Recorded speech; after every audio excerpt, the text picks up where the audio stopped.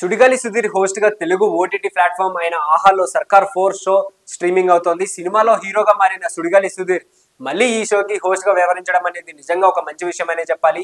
ఇక జబర్దస్త్ నుంచి ఎప్పుడైతే తను అవుట్ అయిపోయాడో అప్పటి నుంచి తన అభిమానులకు తనని చూడాలని చాలా ఈగర్ గా వెయిట్ చేశారు. ఇక ఇలాంటి సందర్భంలోనే ఈ షోలో సుధీర్ కనిపించడం అనేది వాళ్ళకి ఆనందాన్ని కలిగిస్తుంది.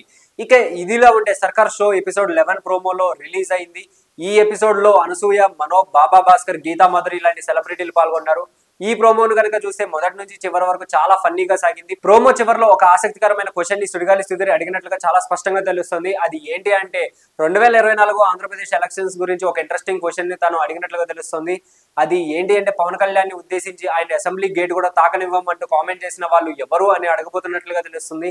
నిజానికి వైసీపీ ప్రభుత్వం అధికారంలో ఉన్నప్పుడు పవన్ కళ్యాణ్ మీద విపరీతమైన కామెంట్లు చేశారు. ఇక అధికారంలో ఉన్న మంత్రులు వరుస పెట్టి మరీ పవన్ కళ్యాణ్ ని కామెంట్లు చేయడమే పనిగా పెట్టుకున్నారు. ఇక అందులో ముఖ్యంగా మంత్రి రోజా అయితే పవన్ కళ్యాణ్ ని నానా రకాలుగా తిట్టారు. ఇక ఆమె ముందుగా పవన్ కళ్యాణ్ ని అసెంబ్లీ గేట్ కూడా తాకనివ్వం అంటూ కొన్ని వ్యాఖ్యలు అయితే చేశారు.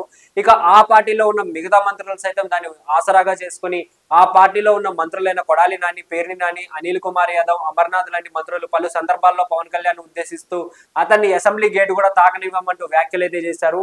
ఇక అంతకుముందు పవన్ కళ్యాణ్ ని అసెంబ్లీ గేట్ కూడా తాకనివ్వం అని అన్న వాళ్ళు ఎవరు కూడా ఇప్పుడు అసెంబ్లీలో లేరు. వాళ్ళందరూ ఓడిపోయి తీవ్రమైన బాధలో ఉన్నట్లుగా తెలుస్తుంది.